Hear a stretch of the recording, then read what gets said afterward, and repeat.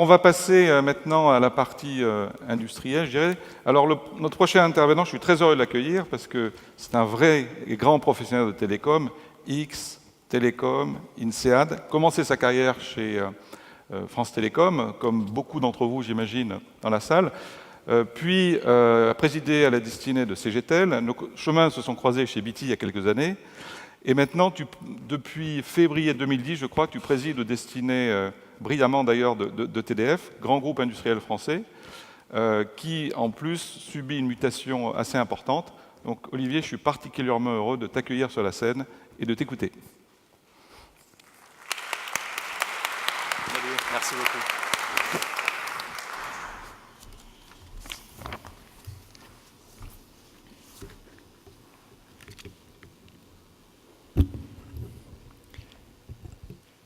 Merci François pour tes mots d'accueil très chaleureux et très sympathiques. Ce matin, ce midi, je dirais même, j'ai envie de lancer un appel. Si dans 10 ans, nous voulons pouvoir encore réfléchir à la télévision de demain, il faut penser collectif. Esprit collectif. Mon appel, je l'adresse à tous les acteurs de la télévision ici présents et je vous dis, unissez-vous, unissons-nous. C'est comme ça que la vague numérique ne se transformera pas en tsunami pour la télévision. Moi, je suis confiant. Et je peux vous dire qu'à l'international, ça marche comme ça. Au Royaume-Uni, par exemple, j'en parle un peu plus en détail dans quelques instants. Mais restons en France pour le moment. Que s'est-il passé ces dernières années ? Je vais vous le dire, les chaînes ont réussi à se réinventer. Oui, la télévision s'est totalement transformée. Et cette première mutation, elle est d'abord passée par la fin du tout linéaire. D'un ratio 85% linéaire, 15% non linéaire, nous allons passer progressivement à un ratio 50-50. Cette évolution marque-t-elle forcément le déclin des chaînes ? Certainement pas. La réponse est non. C'est en tous les cas ma conviction très profonde. Et sur ce point, il sera très intéressant d'écouter la vision du président de TF1 que je salue par avance et qui parlera après mon intervention. Car la montée en puissance du non-linéaire est rendue possible par les chaînes de télévision. En d'autres termes, c'est le contenu de la télévision qui permet la constitution d'une offre digitale riche, diversifiée et de qualité, et non pas l'inverse. La deuxième mutation que nous connaissons, c'est la fin de la même télévision pour tout le monde. Aujourd'hui, le sur-mesure s'impose progressivement, même si des blockbusters TV continuent encore de nous réunir en direct. Certes, la multiplication des canaux démultiplie la visibilité des bons programmes, mais la vague de fond de la personnalisation est inéluctable. Cette rupture repose sur une évolution technologique, c'est celle de la curated TV ou la télé guidée. Un chiffre nous dit l'ampleur de cette évolution. 3/4 des internautes aujourd'hui utilisent régulièrement le replay, la télévision de rattrapage. Cet accès à un nombre infini de contenus redonne un rôle central à la recommandation. C'est parce que nous avons accès à l'illimité que nous avons besoin d'être aiguillés, orientés, guidés en fonction de nos envies, de nos désirs, de nos humeurs. Ainsi, comme je le fais moi, comme vous le faites vous, sûrement, tout le monde fait sa grille. Chacun peut devenir son propre programmateur. Alors ça, c'est pour aujourd'hui. Et demain ? Imaginons maintenant, ensemble, les contours de la télévision de demain, celle des années 2025. Première conviction.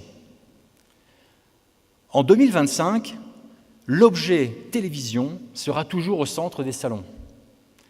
Mais de l'objet, il ne restera en réalité que le nom de commun avec le téléviseur. Vous savez, c'est lui qui est apparu en 1926. Vous vous souvenez de cette télévision d'hier ? Elle était encombrante, aussi large que profonde, avec son tube cathodique plus grand que son écran. Aujourd'hui, qu'est-ce qu'on constate ? Il est toujours dans le salon, il est toujours de plus en plus grand. En moyenne, la taille des écrans a été multipliée par 3 en 20 ans, mais d'un volume imposant, il est devenu surface qui vient habiller nos murs. Cette taille, elle grandit au rythme des nouvelles fonctions de la télévision. Et en termes de fonctions, je pense bien entendu aux jeux, aux consoles de jeux, aux 25 millions de joueurs en France. Je pense aussi aux nouveaux modules connectés qui transforment la télévision en magasin virtuel, en espace photo. Deuxième conviction, cette télévision, elle reste enfin le lieu des grands événements sportifs, des grandes émissions populaires en prime time. L'Euro, et je ne suis pas le 23 juin, là je parle bien de foot, en est un excellent exemple. Avec plus de 14 millions de téléspectateurs, comme on l'a vu vendredi soir quand la France a brillamment joué contre la Roumanie, l'audimat explose. Et il explose quand il y a un rassemblement populaire, quand tout un pays se rassemble derrière son équipe, grâce à l'écran. Bref, la télé continuera d'être le lieu des méga-hits. Il y a bien entendu des scores d'audience extraordinaires pour les grands films, pour les soirées électorales, mais aussi pour des émissions populaires comme le Téléthon, Les Enfoirés, pour ne citer que. Troisième conviction, la télévision de demain, elle sera plus immersive, plus interactive. C'est ce que j'appelle, moi, la télévision amplifiée. Cette télévision amplifiée, elle passe d'abord par une intégration complète du numérique pour créer de nouvelles expériences. Je suis par exemple convaincu que le second écran va se généraliser. C'est dans cette perspective que nous avons, chez TDF, développé une expérimentation avec Arte et son programme phare Track. Qu'est-ce que c'est ?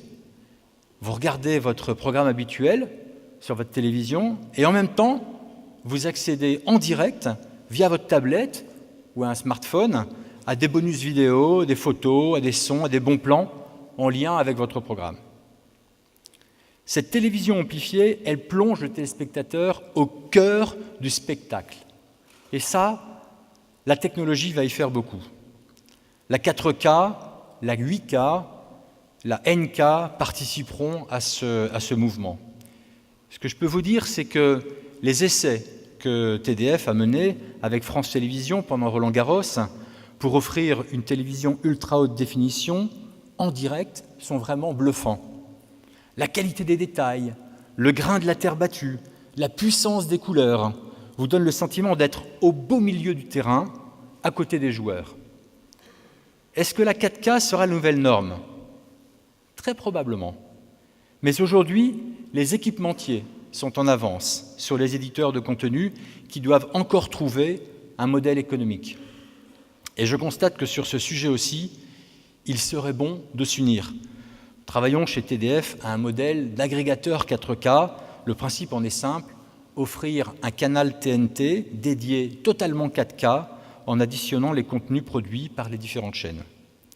Cette initiative collective, elle traduit bien les voies possibles pour que les chaînes construisent ensemble la télévision de demain. Je veux maintenant exposer les conditions du succès pour les acteurs de la télévision, pour que ces acteurs de la télévision puissent écrire une nouvelle page de la télévision. Première condition, la télévision de demain nécessite de basculer, un basculement vers un monde multipolaire. Le monde multipolaire, c'est d'abord beaucoup plus d'hybrides pour intégrer la TNT au cœur de l'écosystème digital. Mettre plus d'hybrides, c'est penser la complémentarité des technologies, c'est travailler à la meilleure articulation entre le numérique et le hertzien, par exemple. C'est tout le sens de l'activité de notre filiale Arkena.